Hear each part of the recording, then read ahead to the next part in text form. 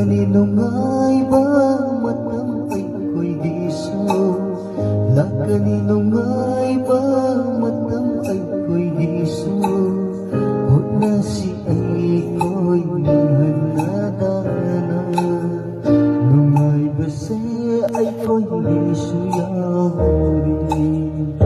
Kapal mga langsong tangkilong pinay jagi isang Dami na singpigil ako. Dami yan. Singpigil ako.